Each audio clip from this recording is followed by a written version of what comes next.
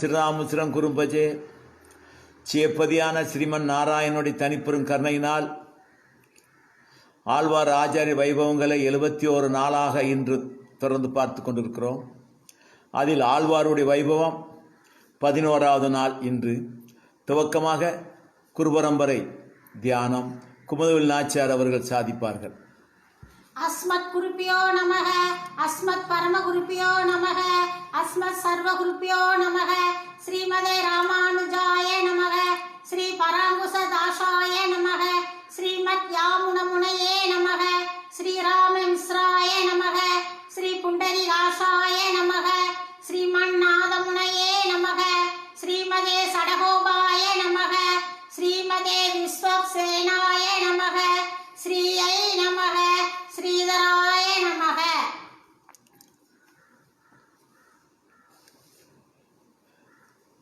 சிவப்பதியான ஸ்ரீமன் நாராயணனுடைய தனிப்பெரும் கிருபையினால் 71 நாளாக தொடர்ந்து ஆழ்வார்கள் ஆச்சாரிய வைபவத்தை பார்த்து கொண்டிருக்கிறோம்.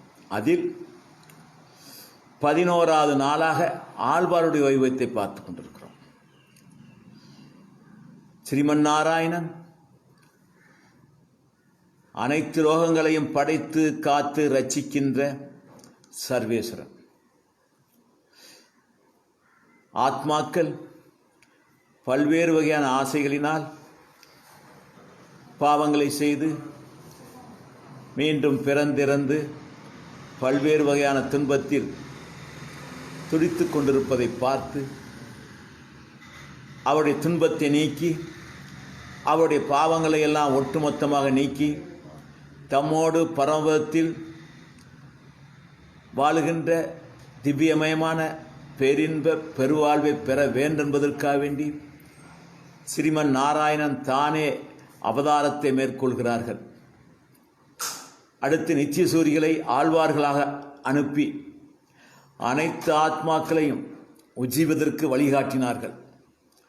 அந்த அடிப்படையில் நாம் பொய்கை ஆழ்வார், பூதத்தாழ்வார், பேயாழ்வார், திருமிழிசை ஆழ்வார், ஸ்ரீ குலசேர ஆழ்வார், ஸ்ரீ பெரியாழ்வார், ஆண்டாள் நாச்சியார் வைபவத்தை எல்லாம் திவ்யமாக பார்த்தோம் எம்பெருமாடி திருவருளினால். நேற்றிலிருந்து தொண்டரடிப்பொடி ஆழ்வாருடைய வைபவத்தை பார்த்து கொண்டிருக்கிறோம். திருமண்டங்குடி வேதங்கற்ற பெரியோர்கள் வாழ்ந்த திருநகர். அங்கே விஷ்ணுரதர் என்று சொல்லக்கூடிய வேத ஞானமும் வேத அனுஷ்டானமும் உள்ள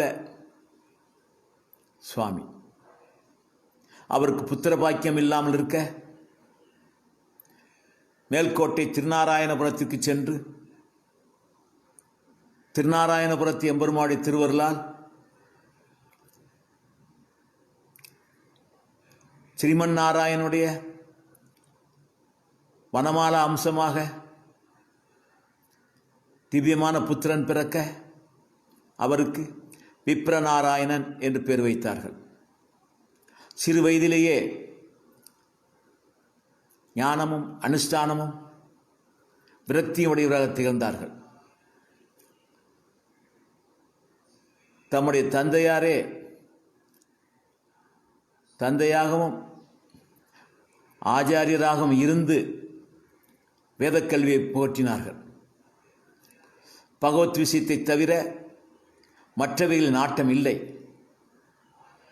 அவர் வந்திருப்பது அனைத்து ஆத்மாக்களையும் உஜ்ஜீவனப்படுத்துவதற்கு, மக்களோடு மக்களாக வாழ்ந்து அந்த மக்களுக்கு வழிகாட்டுவதற்காக வேண்டி வந்திருக்கிறார். திருவரங்கத்துக்கு சென்றார். திருவரங்கநாதன் வந்த விப்ரநாராயணரை தம்முடைய சௌந்தரிய லாவண்யாதிகளை புலப்படுத்தி தம்பால் ஈர்த்து கொண்டார்கள். நம்பெருமானுடைய திவ்ய திருமேனியில் ஆலங்கால் பட்ட விப்ரநாராயணர் இந்த நம்பெருமாளுக்கே ஒளிவில் காலமெல்லாம் உடனாய் மன்னி வலுவில்லாத அடிமை செய்ய வேண்டும் என்று விரும்பினார்கள். வலுவில்லாத அடிமை என்பது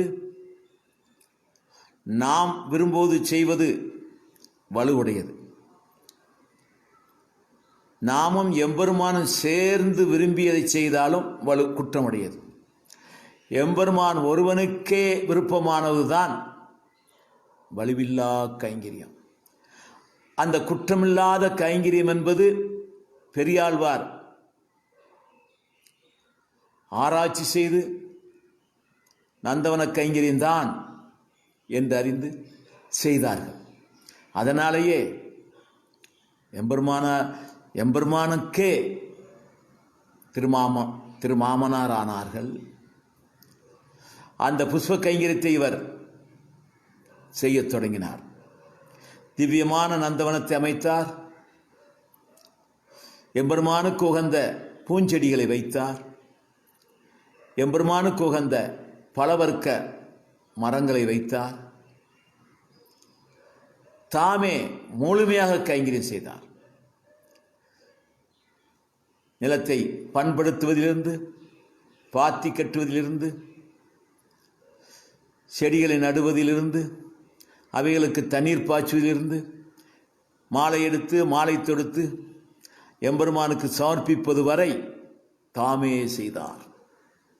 கைங்கரியத்துக்கு இன்னொரு ஆளுக்கு பங்கு கொடுக்கல.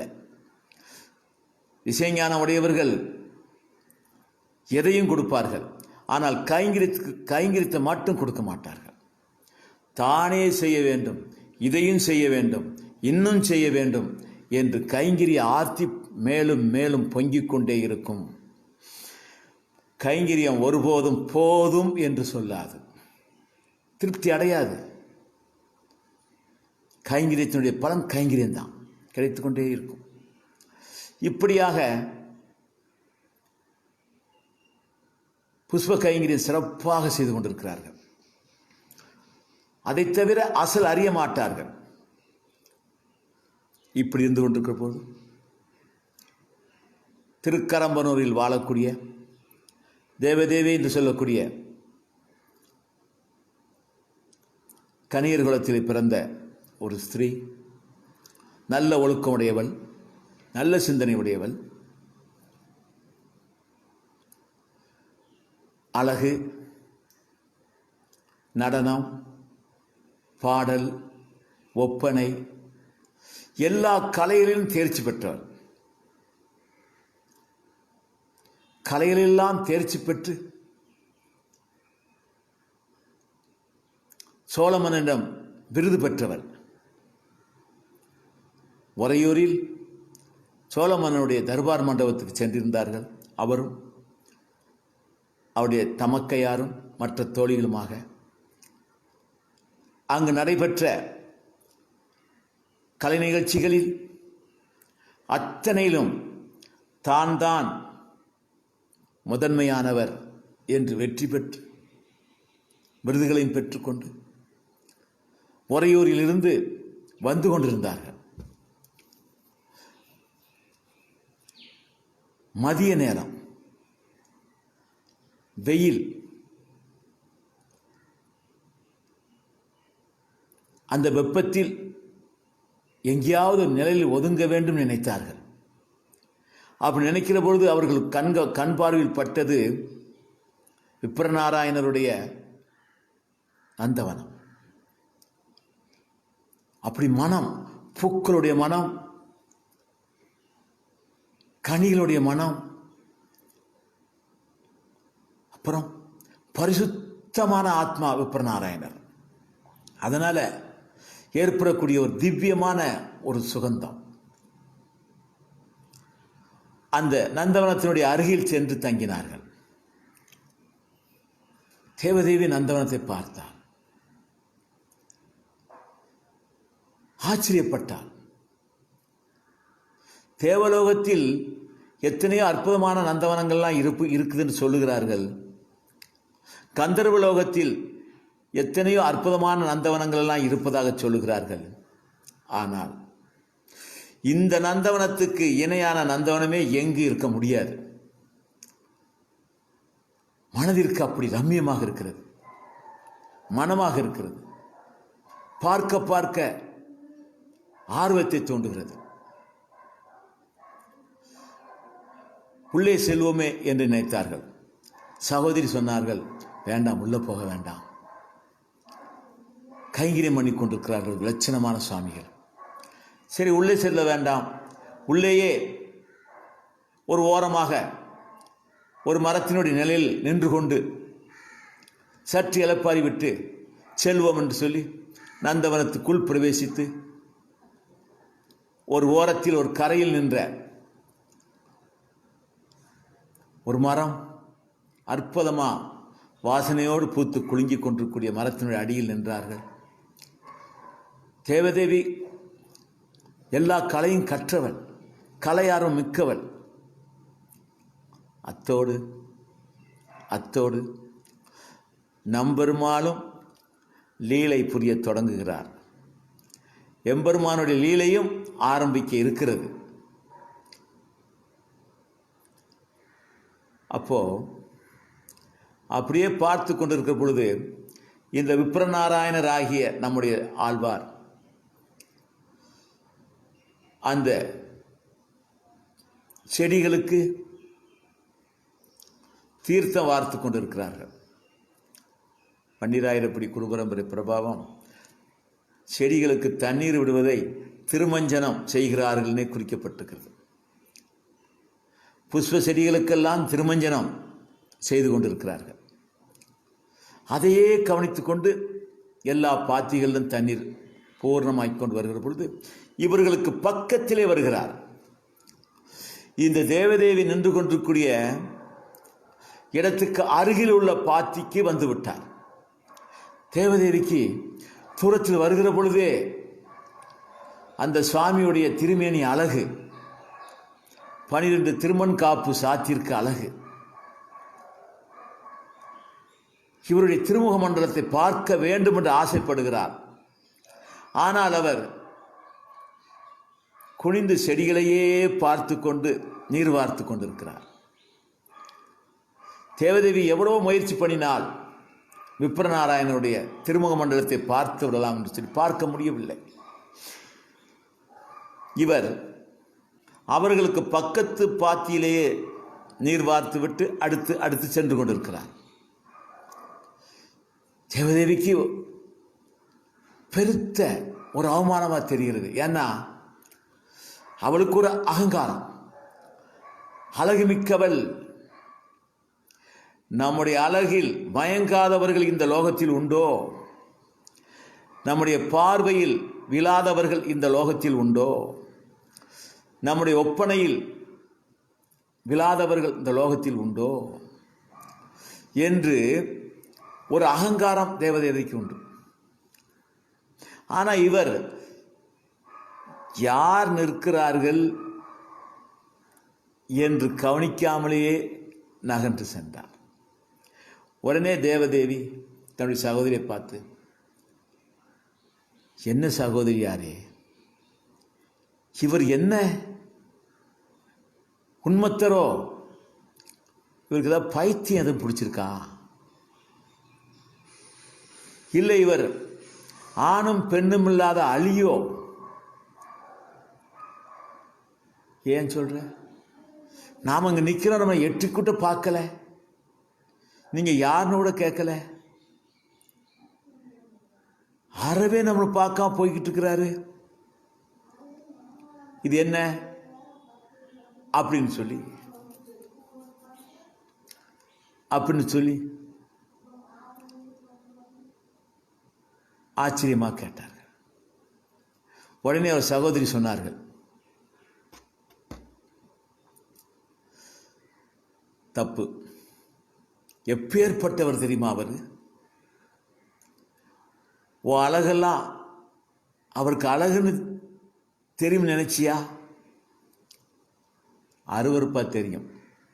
காரி துப்புவார். நீ நினைத்துக் கொள்ளலாம் லோகத்தவர்கள் நம் அழகில் மயங்கன்னு சொல்லி. அவர் வைராக்கிய சித்தர், ஞானமயமானவர். அவர்களுக்கு பகவத் விஷயத்தை தவிர எதுவுமே அழகாக தெரியாது. ஸ்ரீமன் நாராயணுக்கு சம்பந்தப்பட்ட விஷயங்கள் தான் அழகாக தெரியுமே தவிர பகவத் விஷயத்துக்கு புறம்பான விஷயமெல்லாம் அருவருப்பாகவே தெரியும் என்று சொல்ல உடனே அப்படியா அப்படியா சகோதரி சொல்லுகிறாய், அதையும் பார்ப்போம். இந்த சுவாமியை அவர் கையை பிடித்து கொண்டு நம்முடைய திருமாளிகைக்கு அழைத்து வந்து விடுவேன். என் கையை பிடித்து கொண்டு என் கூட வருவார் நம் வீட்டுக்கு, அங்கே தங்குவார். அப்படி நான் அவரை ஆக்கி விடுவேன். பார்க்கிறாயா அப்படின்னா, இல்லை நீ தோர்த்து விடுவாய், நான் வெற்றி பெற்றால் என்ன செய்வேன் என்று சகோதரத்தை கேட்டான். அந்த மாதிரி நடக்காது, நடந்துச்சுன்னு சொன்னால் 6 மாத காலம் அவன் வீட்டில் அடிமையாக இருந்து நான் வேலை பார்க்குறேன். உடனே தேவதேவி சொன்னான், இவரை கையை பிடிச்சி நம்ம வீட்டுக்கு கூப்பிட்டு வரல, என் பின்னால் அவர் வரல, நான் உனக்கு அடிமையாக 6 மாதம் ஊழியம் பண்ணுகிறேன். சரி என்று ஏற்றுக்கொண்டார்கள். உடனே தம்முடைய ஒப்பனைகளை எல்லாம் கலைத்து கொடுத்துவிட்டு பரம பாகவதை மாதிரி, பரிசுத்தமான ஒரு பாகவத பெண் மாதிரி வேஷம் தரித்துக் கொண்டார்கள்.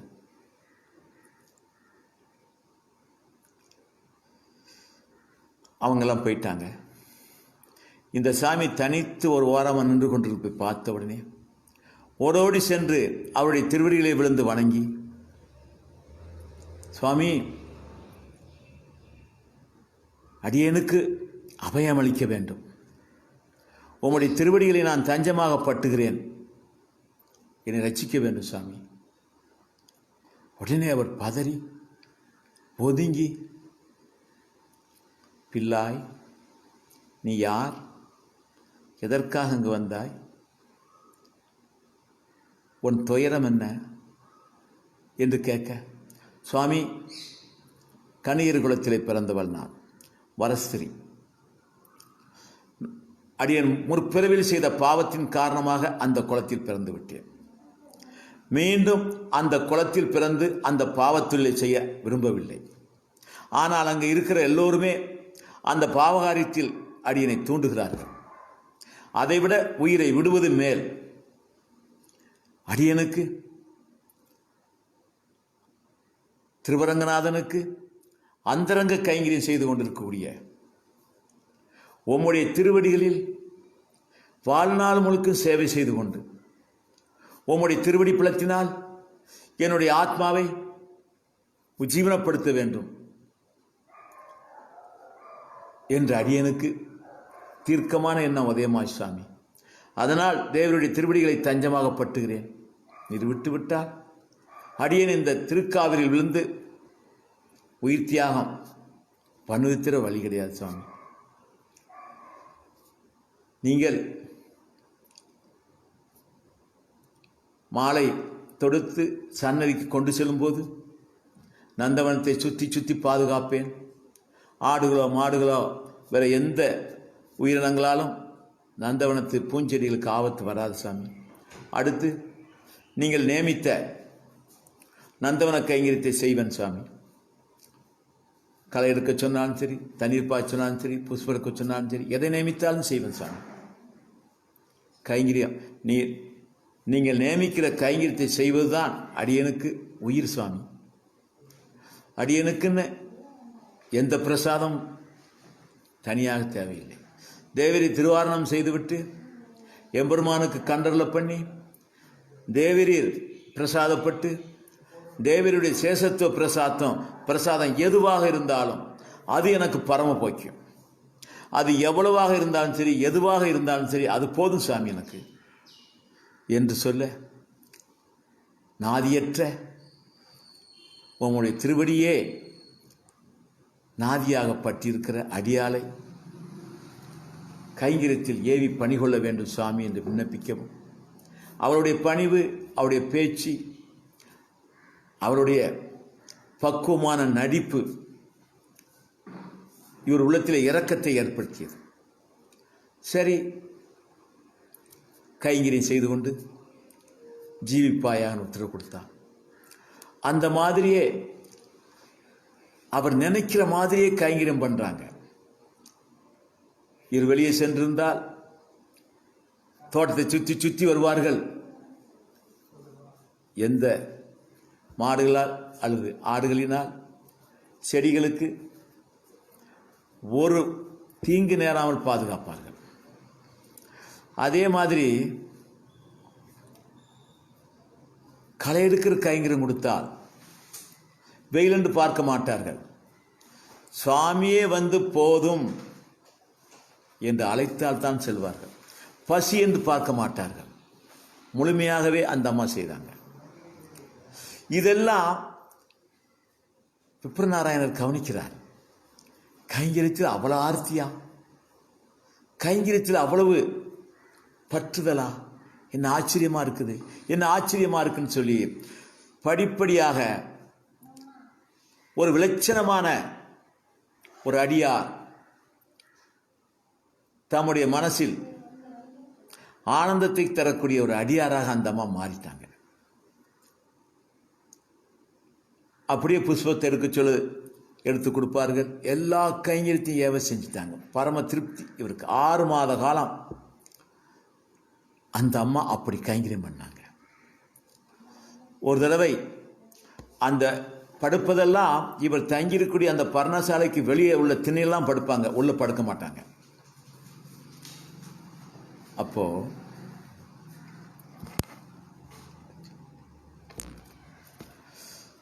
அப்போ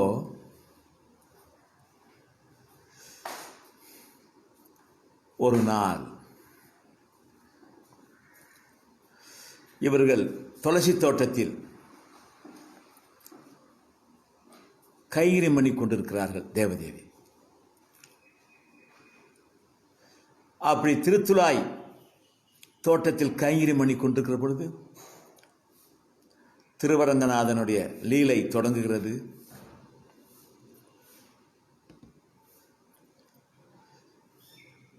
மேகம் கருத்தது, இடி இடித்தது, மின்னல் வெட்டியது, தூறல் விழுந்தது, அடமலையாக மாறியது, காற்றுகளும் சுழற்றி அடித்தது. ஆனால் நனைந்து கொண்டே இருக்கிறார்கள். பர்ணசாலைக்குள் இருந்த விப்ரநாராயணர் தேவதேவி தேவதேவி தேவதேவின்னு கூப்பிடுறார். கூப்பிட்ட பிறகு அந்த அம்மா வந்தாங்க. வந்து அந்த பர்ணசாலைக்கு வெளியில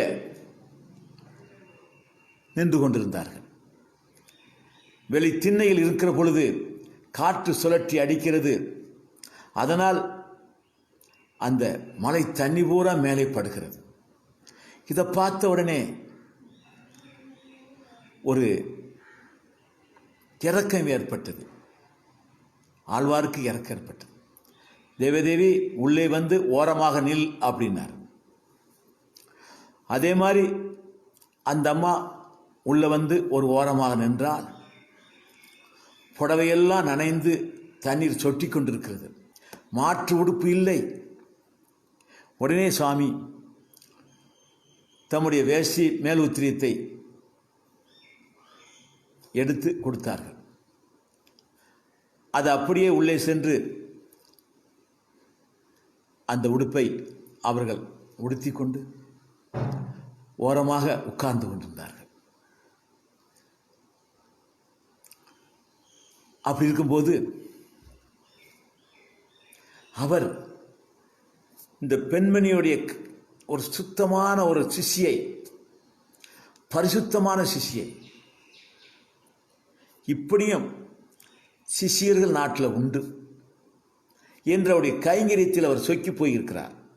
கைங்கரிய சிஷியைங்கிற பண்பில் அவருடைய கைங்கரியத்திலும் குணத்திலும் அவர் ஆச்சரியப்பட்டு கொண்டிருக்கிறார்.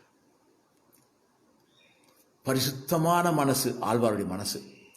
கடுகளவும் கலங்கம் கிடையாது, நினைப்பே கிடையாது. அந்த ஓரமாக உட்கார்ந்துட்டு இருக்கிற அந்த தேவதேவி சில நேரங்களில் சுவாமியை பார்த்து சேவிப்பார். என்ன தேவதேவி ஏதாவது சொல்லணுமா அப்படின்னு கேட்டார். ஆம் சாமி, அடியனுக்கு ஒரு ஆசை சாமி. சொல்லு, என்ன ஆசை சொல்லு. அடியேன் நிறைய கைங்கரியத்தை கொடுத்துட்டீங்க, மகா பாக்கியம்.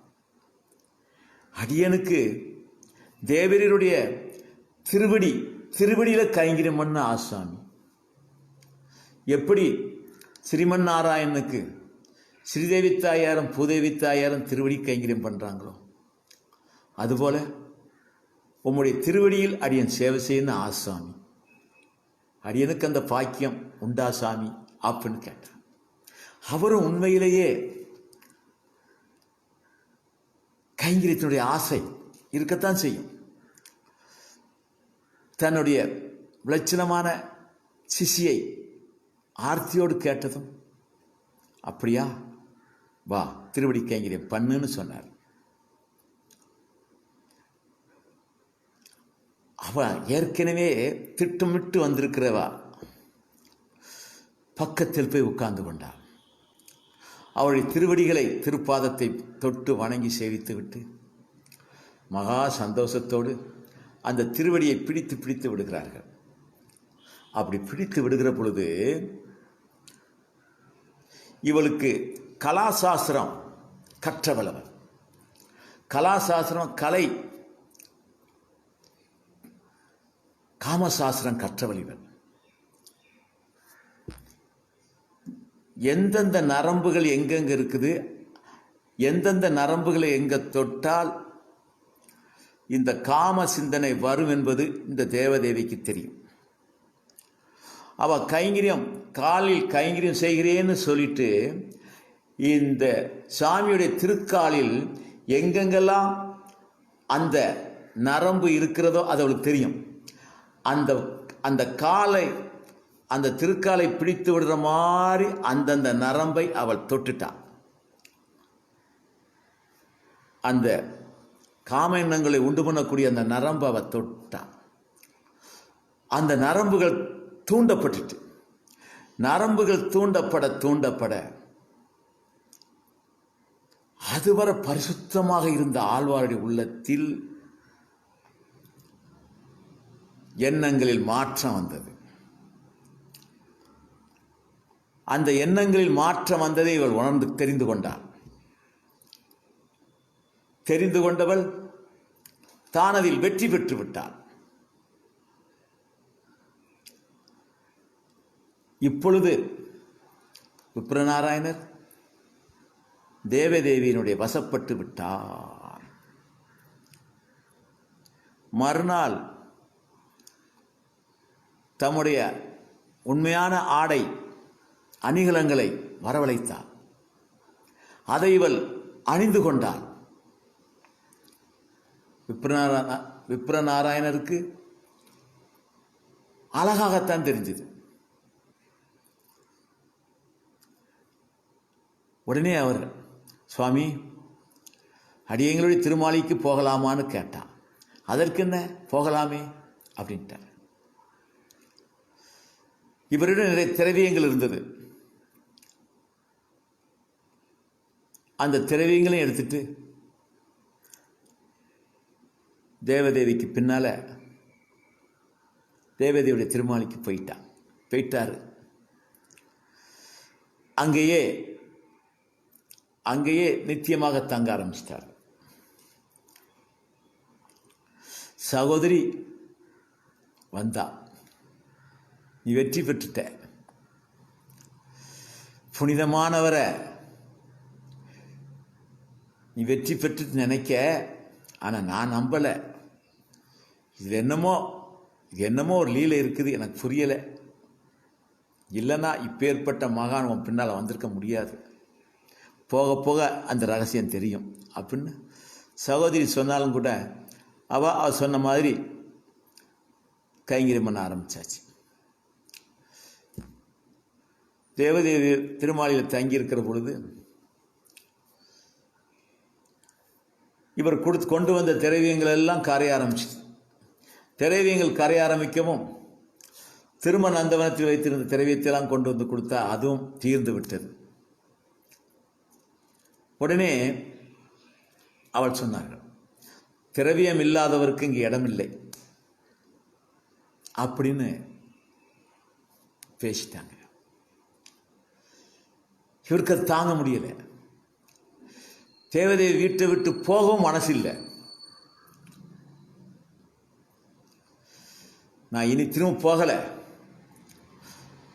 உங்களுடைய வீட்டிலேயே ஒரு காவல்காரன் மாதிரியாவது நான் இருக்கிறேன் அப்படின்னு அங்கேயே தங்க ஆரம்பிச்சிட்டார். ஒரு நாள் ராத்திரி திருவரங்கநாதனும் ஸ்ரீரங்க நாச்சியாருமாக அப்படியே இரவு பவனி வருகிறார்கள். திருவரங்க நாச்சியாருக்கு விப்ரநாராயணர் அந்தரங்க கைங்கரி செய்தவர் இப்படி தேவதேவி வீட்டில் காவல்காரன் மாதிரி அவ வீட்டு படியில் கிடந்து படுத்து கிடக்கிறாரு என்று இறக்கப்பட்டார். சுவாமி சுவாமி. உடனே திருவரங்கநாதன், என்ன தேவி? சுவாமி இதோ பாரு, இது யார் வீடு? தேவதேவின்னு சொல்லக்கூடிய கனிய குலத்து ஒரு பெண்ணுடைய வீடு. வாசல் ஒரு ஆள் படுத்து கிடக்கிறாரு, அது யாரு? அவரா? விப்ரநாராயணன், நமக்கு அந்தரங்க கைங்கரியம் பண்ணார் இல்லையா, புஷ்ப கைங்கரியம், அவர். சுவாமி இது என்ன சுவாமி இது? நமக்கு அந்தரங்க கைங்கரியம் பண்ணவரா இங்க வந்து படுத்து கிடக்கிறாரு? எம்பெருமானே, உம்முடைய மாயையில் யாரைத்தான் சிக்க வைப்பது என்பது இல்லையா? உம்முடைய அடியாரையா உம்முடைய மாயையில் வீழ்த்தணும்? இரக்கம் காட்டும் சுவாமி, இரக்கம் காட்டும் சுவாமி. எல்லாமே ஒரு காரணமாகத்தான் நடைபெறுகிறது. போக போக நீயும் அறிந்து கொள்வாய் அப்படின்ட்டு போயிட்டாங்க. மறுநாள்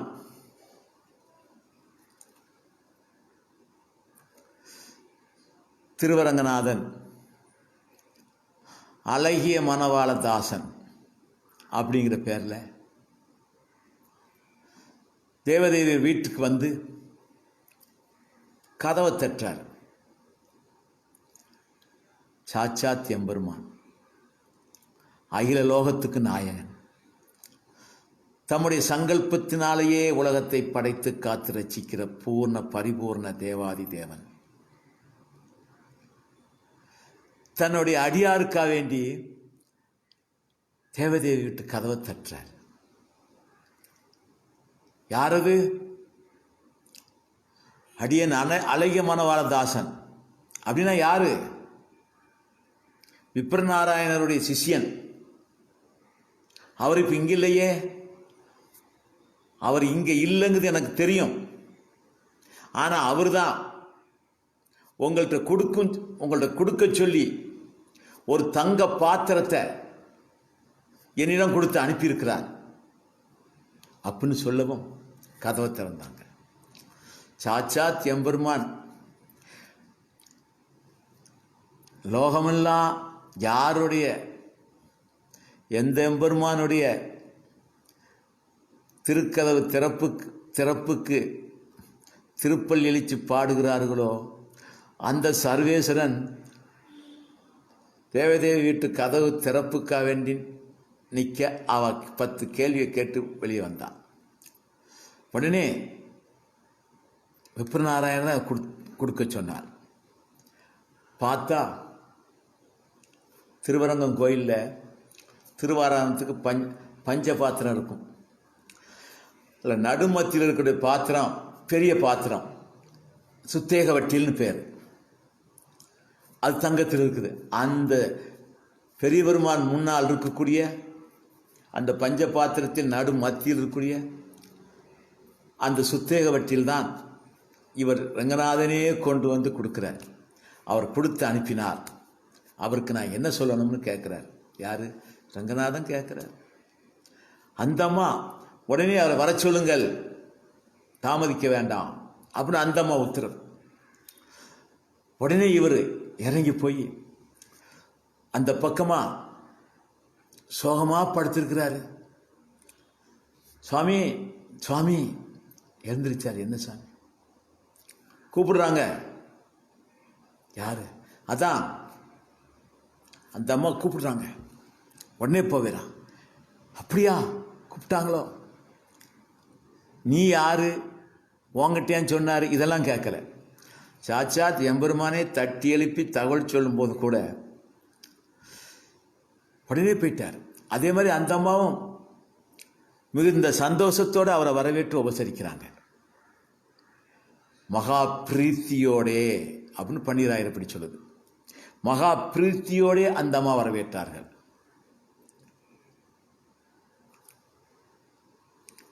இப்படி இருக்கும்போது காலையில் இதெல்லாம் ராத்திரி நடந்த விவகாரங்கள். அர்ச்சகர் சாமி திருவாரணத்துக்காக வேண்டி சன்னதிக்குள்ள போனால் பஞ்ச பாத்திரங்களில் ஒரு பாத்திரத்தை காணலை. தங்க பாத்திரம். அங்கங்கே தேடி பார்த்தா காணலை. பதறிட்டார். அதிகாரிட்டு போய் சொன்னார், சுவாமி பூட்டின கதவு பூட்டித்தான் இருக்குது, யாரும் திறக்கலை.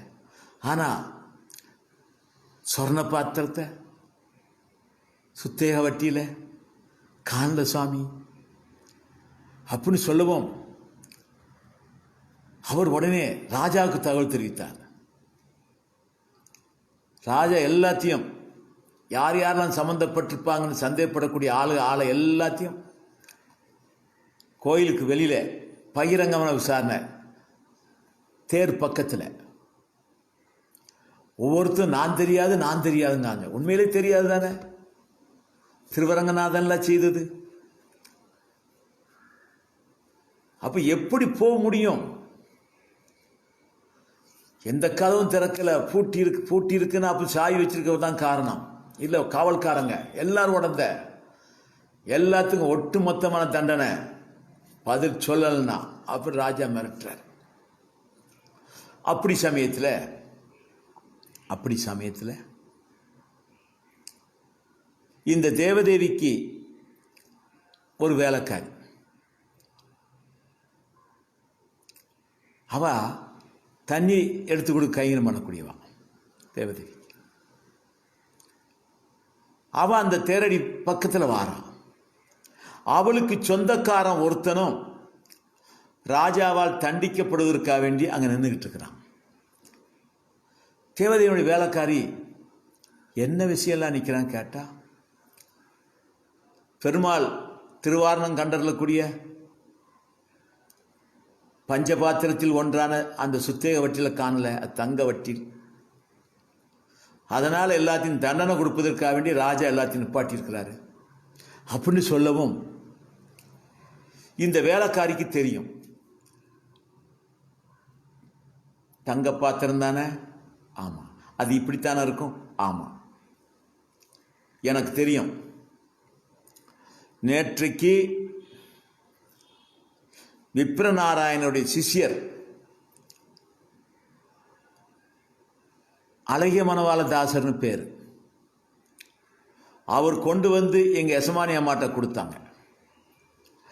எங்கள் எசமானி அம்மா அதை வாங்கி பார்த்து சந்தோஷப்பட்டு பாதுகாப்பாக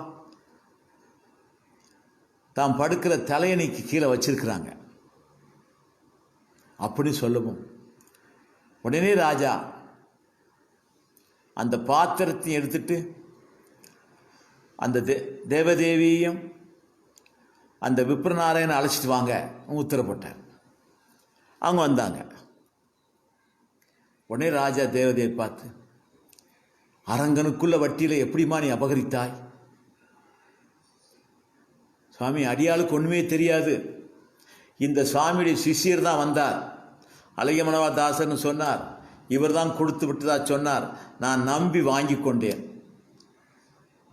எனக்கு திருவரங்கநாதனுக்குடையதான்னு சொல்லியிருந்தால் நான் வாங்குவேன சுவாமி. எனக்கு தெரியாது, அறியாதவர், ஏமாந்து விட்டேன்.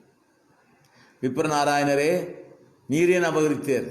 சுவாமி, எனக்கு எதுவுமே தெரியாது. எனக்கு அழகியமனவா தாசன் ஒரு சிஷியனும் கிடையாது. இந்த வட்டியில் நான் இதுக்கு முந்தி நான் பார்க்கவும் இல்லை, நான் சொல்லி கொடுக்கவும் இல்லை அப்படின்னு இவருது. அவ சொல்ல, உம்ம சிஷியன் தான் கொண்டு வந்தான், எனக்கு சிஷியனே கிடையாதம்மா. உடனே ராஜா பார்த்தார். சரி, தேவதேவிக்கு அவதாரம் விதிச்சுட்டு வட்டியில வாங்கி உள்ள கொடுத்துட்டு மற்றவர்கள் விடுதலை பண்ணிட்டு, இவரை 2 நாள் கழித்து தீர விசாரிப்போம், காவலில் வையுங்கள், விப்ரநாராயணரை காவலில் வையுங்கள் அப்படின்னு உத்தரவிட்டார். சிறைச்சாலைக்கு போயிட்டார். பெரிய பிராட்டியார் திருவரங்கநாச்சியார் ரங்கநாதிடம், சாமி, உம்முடைய அடியார நீர் என்னதான் நினைக்கிறீரு? இன்னும் லீலை புரியலாமா? கிருபை காட்டும் சுவாமி, கிருபை காட்டும். அவர் என்ன தப்பண்ணார்? அவரை போய் அவதூறாக பேசும்படியாக ஆக்கி அவர் பேரையும் கலங்கப்படுத்தி சிறைச்சாலையிலும் இருக்கும்படி செய்திருக்கிறே சுவாமி. கருணையை காட்டும், உம்முடைய மாயை காட்டக்கூடாது. தேவி, எல்லா நன்மைக்குத்தான், பொறுத்துப்பார்னு சொல்லிட்டு அப்பொழுதே மன்னனுடைய கனவில் திருவரங்கநாதன் வந்தார். வந்து, அரசே, என்னுடைய பக்தன் விப்ரநாராயணன் தவறே செய்யாதவன், பிராரப்த கர்மாவை கழிப்பதற்காக வேண்டி நாம் இந்த நாடகத்தை ஆடினோம். அவருக்கும் இதுக்கும் சம்பந்தம் இல்லை. இந்த காரியத்தை செய்கிறது நான் தான். அவர் உத்தமமானவர். அவரை விடுதலை பண்ணி மரியாதையோடு அவர் எந்த கைங்கரியம் செய்தாரோ அந்த கைங்கரியத்தை செய்யும்படியாக நீர் ஏற்பாடு செய்யணும் உத்தரவு போட்டார்கள். மன்னர் அப்படியே அப்படியே அப்படியே செய்கிறேன் சாமி, அப்படியே செய்கிறேன் சாமின்ட்டார். கனவு கலைஞ்சிது. இந்த இடத்துல நுட்பமாக பார்க்க வேண்டிய விஷயம், திருக்கச்சி நம்பி சாமி வைபவத்திலையும் அடிய ஒன்று சொன்னேன். காஞ்சி பேரருளாள எம்பெருமான் திருக்கச்சி நம்பி சாமி விசிறி கைங்கரி செய்து கொண்டிருக்கிறார்கள். அப்படி விசிறி கைங்கரி செய்கிற பொழுது பேரருளாள எம்பெருமான் சிரித்தார்கள். என்ன சாமி சிரிக்கிறீர்? இல்லை, இந்த 7.5 நாட்டு சனின்னு சொல்லுவாங்களே, அது கிரக ரீதியாக நமக்கு 7.5 வருஷம் வருகிறது. 7.5 வருஷம் நீர் அனுபவிக்கிறீரா அப்படின்னாரு. சாமி, முடியாது முடியாது. ஒரு 7.5 வருஷம் அனுபவிக்கலாமா? முடியாது சாமி. ஒரு 7.5 நாள் முடியுமா? முடியாது சாமி. ஒரு 7.5 நாளிகை, சரி, 7.5 நாளிகை சரி. அங்கும் இதே மாதிரி தான் நடந்தது. இப்போ அடியார்களுக்கு வினைப்பயன் எப்படி வரும் அப்படின்னு கேட்டா, லேசாக வந்து கழிஞ்சிடும், பாதி போறாது. கடுமையான கொடுமையான கர்மாக்கள் வந்தால் எம்பெருமான் அதை இல்லை என்று போக்கிடுவார். இது ஒரு முறை. ரெண்டாவது முறை, கொடுமையான அந்த கர்மாக்களை குறைப்பார். குறைச்சி தாங்கக்கூடிய அளவுக்கு குறைச்சி கொடுப்பார். அதுவும் உடனே போயிடும். இது ரெண்டாவது வகை. மூணாவது வகை, சின்ன கர்மாக்கள் ஒன்றுச்சு அதை விட்டுருவார். இப்படி 3 நிர்வாகங்கள் நம்முடைய பூர்வாச்சாரியர் அருளி செய்திருக்கிறார்கள். மகாபாரத போர்க்களத்தில் பகதத்தன் இட்ட அம்ப அர்ஜுனன் எதிர்ம்பு போட்டு தடுக்க முடியாது. ஆனால் எம்பெருமான் தானே அதை வாங்கினார். எம்பெருமான் அதை ஒன்று செய்யலை.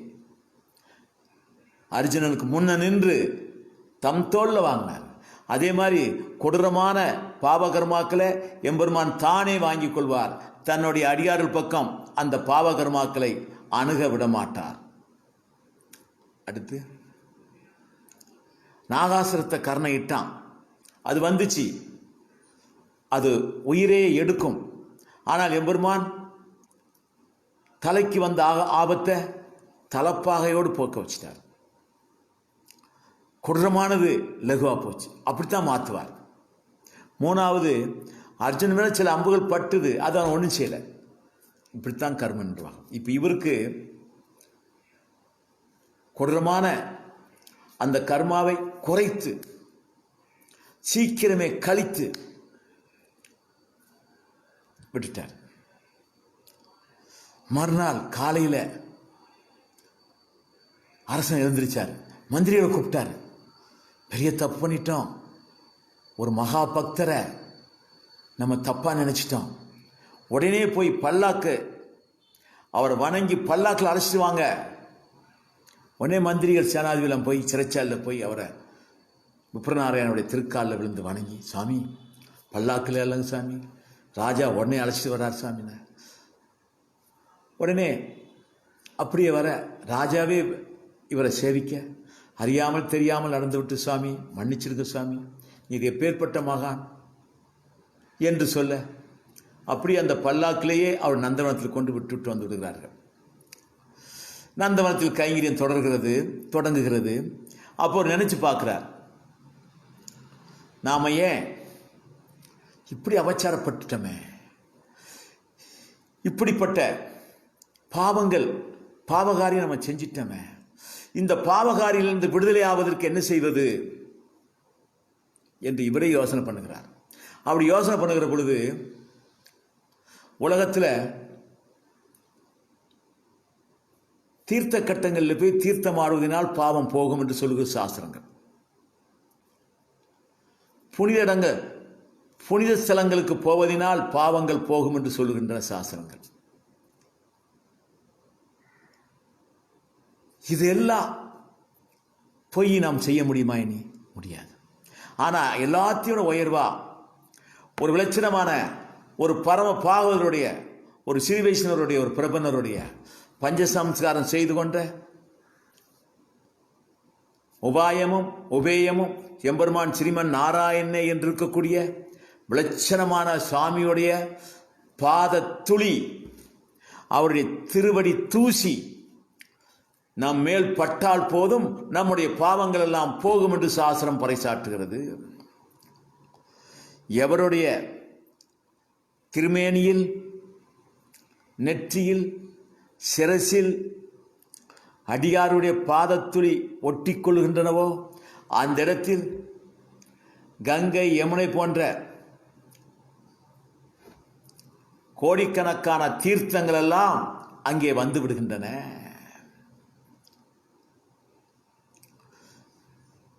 கோடிக்கணக்கான தீர்த்தங்கள் எல்லாம் அடியாருடைய பாதத்துளிக்கு வந்து விடுகிறது. எதுக்கு வந்து விடுகிறது? அந்த பாதத்துளியினால் அந்த தீர்த்த கட்டங்கள் புனிதமாகின்றன. அவளை ஏற்ற இருக்குது. அடியார்கள் புண்ணிய ஸ்தலத்துக்கு போவது தாங்கள் புனிதப்படுவதற்கு அல்ல, புனித ஸ்தலங்களை புனிதப்படுத்துவதற்கு. புனித தீர்த்தமாடுவது தாங்கள் புனிதமாவதற்கு அல்ல, புனித தீர்த்தங்களை புனிதமாக்கத்தான் அடியார்கள் செல்லுகிறார்கள். பிரபன்னர்களுக்கு பஞ்சசம்ஸ்காரம் செய்து கொண்டவர்களுக்கு, ஸ்ரீ வைஷ்ணவர்களுக்கு அப்படி ஏற்றம் இருக்கிறது. தீர்த்தங்களையே தீர்த்தங்களாக்கக்கூடியவர்கள் ஸ்ரீ வைஷ்ணவர்கள். அடியாருடைய பாத துளிக்கு அந்த ஆற்றல் இருக்கிறது. அதனால பெரியாழ்வார் சொன்னார், அடியாருடைய பாத துளிப்படுதலால் இந்த லோகம் என்ன புண்ணியம் பண்ணிச்சோ. அடியாருடைய பாத துளிப்படுவதற்கு இந்த உலகம் என்ன புண்ணியம் பண்ணிச்சோன்னு பெரியாழ்வார் சொன்னார். அடுத்து அடியாருடைய சீபா தீர்த்தம், அடியாருடைய பஞ்சசம்சாரம் செய்து கொண்டு அவனையே உபாயமாகவும் எம்பெருமான் உகப்பே உபேயமாகவும் நிற்கக்கூடிய அந்த சுவாமியுடைய சீபாத தீர்த்தம், அதுக்கு இணையானது எங்குமே கிடையாது. உடனே தூய்மையாக்கும் என்று சகல சாஸ்திரங்களும் சொல்லுகிறது. அப்படியே இவர் விளட்சணமான சுவாமியுடைய சீபா தீர்த்தத்தையும் அவருடைய அடியாருடைய பாத துளியையும் தரித்து கொண்டு தாம் விளட்சணம் ஆனார்கள். அன்றைக்கே தம்முடைய விப்ரநாராயணன் என்று சொல்லக்கூடிய பெயரை மாற்றினார்கள். தொண்டர் அடி பொடி ஆழ்வார். தொண்டருடைய அடிப்பொடிதான் பரம பாவனமானது, பரிசுத்தமானது என்று அறிந்து தெரிந்து தம்முடைய திருப்பெயரை தொண்டரடி பொடி என்று மாற்றினார்கள். எப்பொழுது தொண்டரடி பொடி என்று தன் பெயரை தேர்ந்தெடுத்தார்களோ அப்பொழுதே எம்பெருமான் அவருக்கு மயர் வர மதிநலம் அருளினான். இப்பதான் அஞ்ஞானம் போதும். நம்மாழ்வாருக்கு அருளியது போல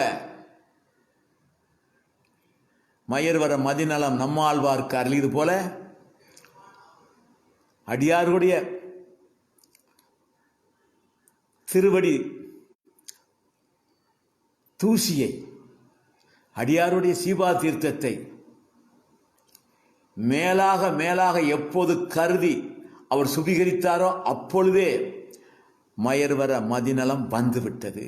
மயர்வர மதிநலம் வந்தவர்கள் எல்லாம் இப்படித்தான் இருப்பார்கள். மயர்வர மதிநலம் வராதவர்கள் தான் அங்க புனிதம், இங்க புனிதம், இது புனிதம் சொல்லி புனிதங்களை தேடிக்கொண்டிருப்பார்கள். இந்த சம்பிரதாயம் இதைத்தான் சொல்கிறது.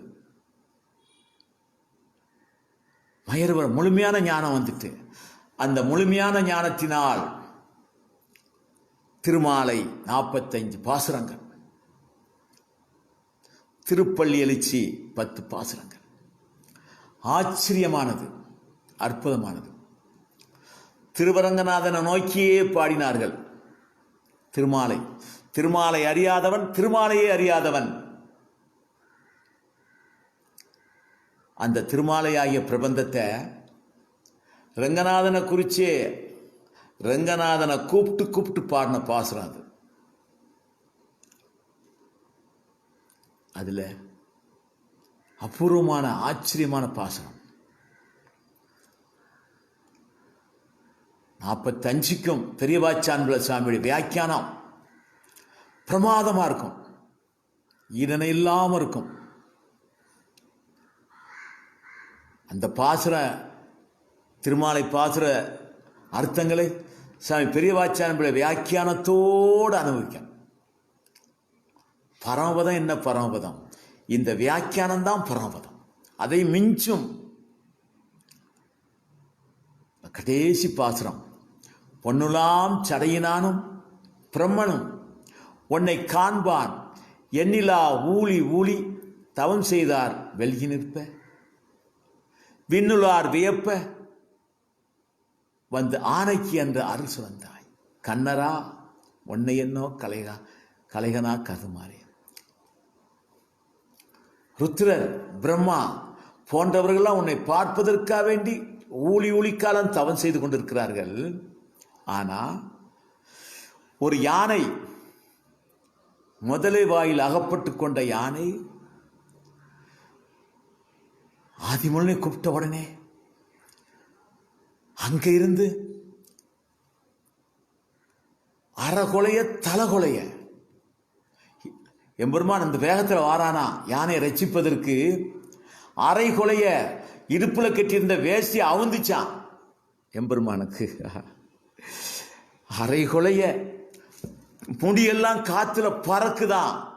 தலைகொலைய அப்படியே வந்து அந்த பொய்க்கு வந்து தாம் கையினால அந்த முதலையும் யானையும் தூக்கி கரையில போட்டுட்டு அதுக்கப்புறம் சக்கராயத்தை விட்டு யானைக்கு சேதம் இல்லாமல் விடுவித்து, ஆனாலும் அந்த முதல கவ்வி அந்த யானையுடைய காதை, அந்த யானை காலை இவனே பிடிச்சு விடுறான். பகவானே பிடித்து விடுகிறான். அது மட்டும் இல்ல, அந்த யானையுடைய காலுக்கு ஒத்தனம் கொடுத்தானா. என்ன ஒத்தனம்? தாம் போட்டிருந்த மேல் உத்திரியத்தை எடுத்தான். சாட்சாத் சர்வேஸ்வரன் போட்டிருந்த அந்த மேல் வஸ்திரத்தை எடுத்து சுருட்டி தான் வாயில வச்சு ஊதுனானா. தான் வாயில வச்சு ஊதும் போது சூடா இருக்கும்ல, அந்த சூட்டை எடுத்து அந்த யானையுடைய காலில் வச்சு ஒத்தனம் கொடுத்தானா. தன்னை சரணடைந்தவர்களுக்கு எம்பெருமான் எதையும் செய்வான். அந்த யானை என்ன சொல்லிச்சு தெரியுமா? எம்பெருமானே, என் உயிர் போவதற்காக அஞ்சவில்லை, உமக்கு உம்முடைய திருவடியில் சமர்ப்பிப்பதற்காக வேண்டி இந்த புஷ்பத்தை எடுத்தேன். இந்த புஷ்பத்தை உம திருவடியில் நான் சமர்ப்பிக்க முடியாமல் போய்விடுகிறதே என்று நான் உம்மை கூப்பிடுகிறேன் தான் அந்த கஜேந்திரை சொன்னார். என்னை காப்பாத்துங்கன்னு சொல்லல. அந்த பொய்யில ஒரு தாமரை புஷ்பத்தை எடுத்து எம்பெருமான் திருவடியில் வைப்பதற்காக வேண்டி புஷ்பத்தை பறிச்சாச்சு. அதை எம்பெருமான் திருவடியில் வைக்கணும். என் உயிர் போதும் என்பதற்காக வருத்தப்படவில்லை எம்பெருமானே. அது போகும், கர்மானுகுணமா போகும், அதை பற்றி கவலை இல்லை. ஆனால் உமக்கா வேண்டி பறித்த இந்த புஷ்பத்தை உம்முடைய திருவடியில் வைக்க முடியாமல் போகிறேனே என்று தான் வருத்தப்படுகிறேன் தான் பிரார்த்தனை பண்ணான். அதுக்கு தான் வந்தார். வந்து காலையும் பிடிச்சி காலுக்கு ஒத்தனம் கொடுத்து தன்னுடைய காலையும் காட்டி, கஜேந்திரனே அந்த புஷ்பத்தை இப்போ என் திருவடியில் சூட்டும். இதெல்லாம் தவம் பண்ணிட்டு இருக்க பிரம்மா இவங்கெல்லாம் பார்க்காங்க. நாம ஊழி காலம் தவம் பண்ணிக்கிட்டு இருக்கோம், அவனை பார்க்க முடியல. ஒரு யானை ஒரு வார்த்தை சொல்லிச்சு, இடுப்பு வேஷ்டி அவளும்படியா ஓடி வந்து ரசித்து யானையை தூக்கி வச்சு காலத்தடவி ஒத்தனம் கொடுத்துக்கிட்டு தான் திருவடியை காட்டி இந்த புஷ்பத்தை போடுன்னு சொன்னா, சரணாகதி பிரபக்தி மார்க்கத்துக்கு எப்பேற்பட்ட ஏற்றம் இருக்குது. நாம உபாயத்தை மேற்கொண்டு தவத்தில் இருக்க போய்த்தானா ஊழி காலம் தவமனம் இருக்குது.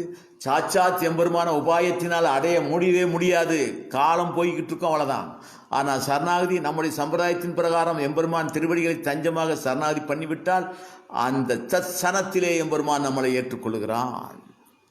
சரணாகதி பண்ணக்கூடிய என்ன தகுதி அவனுக்கு அவனி பண்ணுவாங்க. எப்படி அவர் உமக்கு சமர்ப்பிக்க இந்த புஷ்பத்தை உமக்கு சமர்ப்பிப்பதற்காக வேண்டின்னு சொன்னாரோ அதுபோல அவனுக்காக இருக்கக்கூடியவர்கள் தான் சரணாகதி நிஷ்டர்கள், தனக்காக அல்ல. அதை சொல்றாரு. இது பெரியவாச்சாம்பிள்ள ஒரு வியாக்கியாந்த ஒரு வரி சொன்னார், அற்புதமா ஆச்சரியமா. உபாயங்களை விட்டுவிட்டு வெறுமையானால் அவன் நம்மிடம் வந்து அவன் இங்கு வந்து நம்மை அழைத்து செல்லுகிறான். உபாயங்களை நாம் கடைபிடித்திருப்பதால்தான் எம்பெருமான் இங்கு வராமல் இருக்கிறான். ஆத்திரப்பட்டு அவசரப்பட்டு அக்கம் பக்கத்தில் உள்ள சில ஆட்களுடைய வார்த்தைகளை கேட்டுட்டு ஏதாவது ஒரு உபாயத்தை கடைப்பிடிச்சிருந்தோம், பிறவிகளாக எம்பெருமானை இழந்து கொண்டிருக்கிறோம். உபாயங்களை புகட்டு விட்டு வெறுமையாகிவிட்டால் அவன் வந்து அழைத்து செல்கிறான்.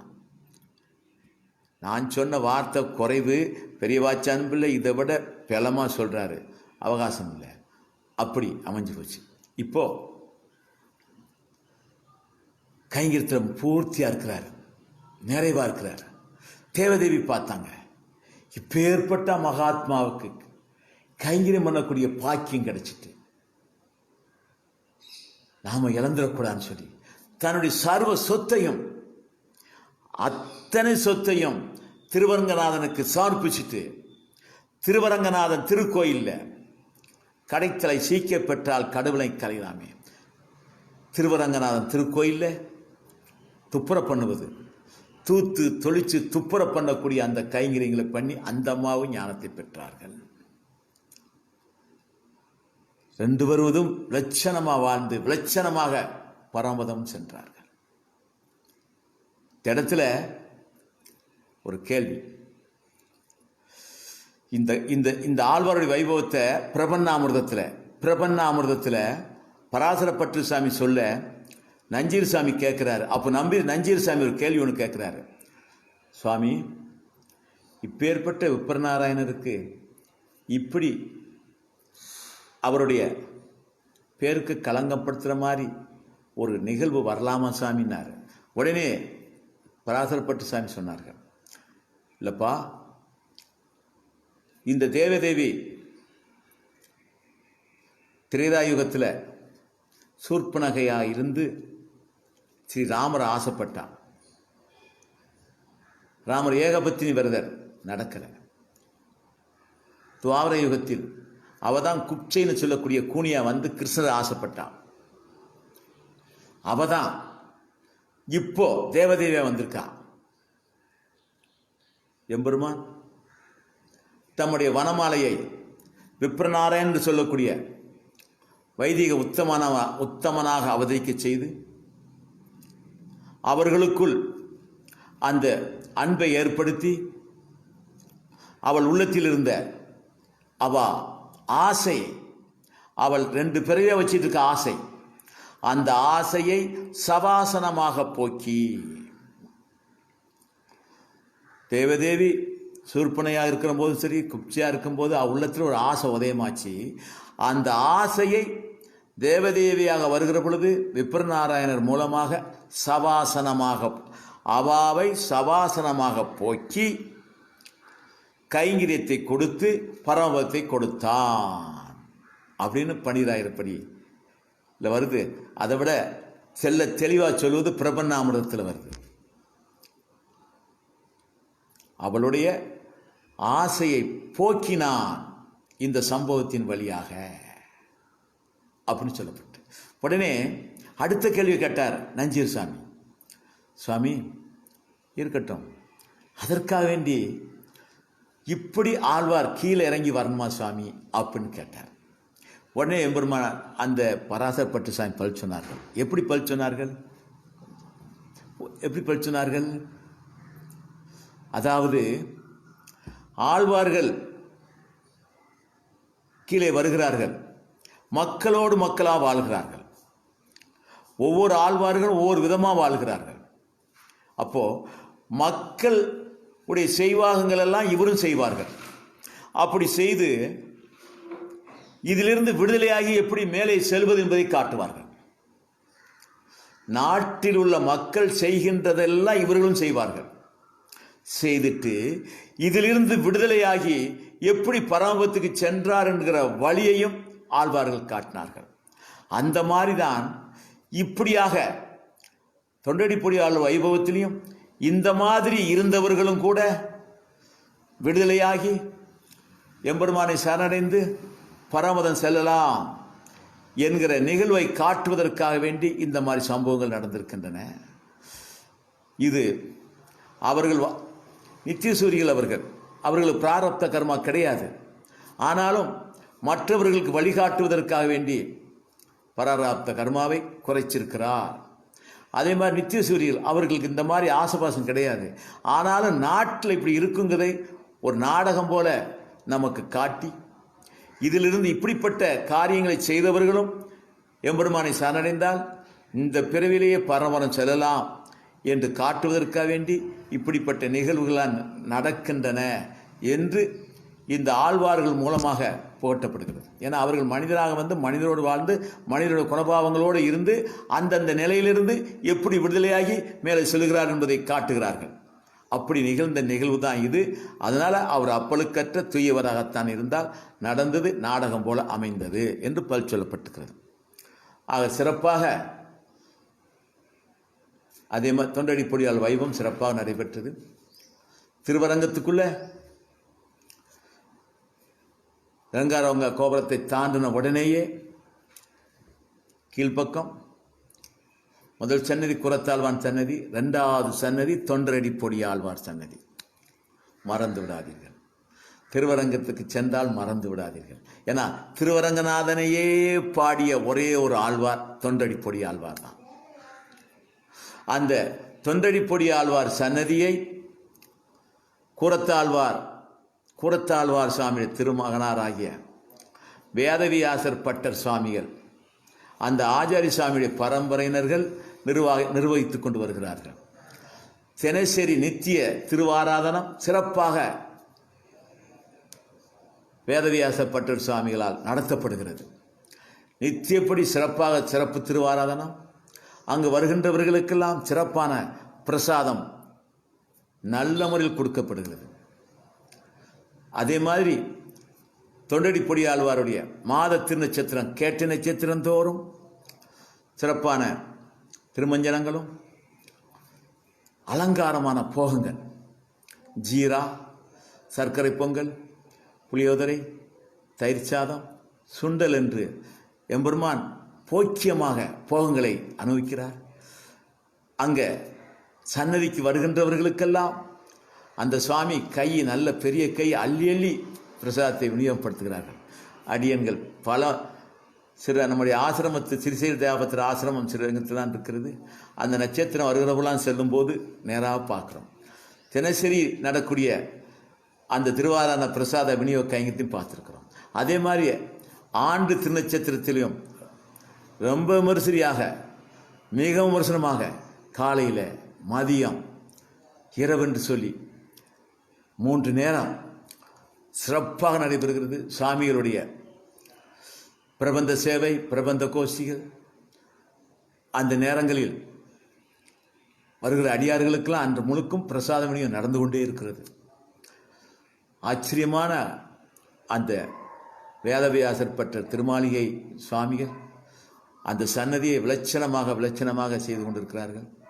திருவரங்கத்துக்கு செல்லுகின்றவர்கள்லாம் எப்படி திருமண்டங்குடியில் சென்று தொண்டடி பொடி ஆழ்வாரை சேவிக்கிறோம்னு நினைக்கிறீர்களோ, அதே மாதிரி திருவரங்கத்தில் இருக்கக்கூடிய தொண்டடி பொடி ஆழ்வார் சன்னதிக்கும் எப்பவும் சென்றாலும் சென்று சேவித்து தொண்டடி பொடி ஆழ்வாருடைய திருவருளுக்கும் அது ஆச்சாரிய சுவாமியே கைங்கரியம் பண்ணுவதனால் வேதவியாச பட்டர் சுவாமியுடைய திருவருளுக்கும் பாத்திர ஆகும்படியாக பிரார்த்தனை செய்து கொண்டு இன்றைய காலட்சேபத்தை நிறைவு செய்கிறோம் சுவாமி. நாளைக்கு காலட்சேபம் தொடரும் சுவாமின்னு சொல்லிக்கொண்டு, இந்த காலட்சேபங்களெல்லாம்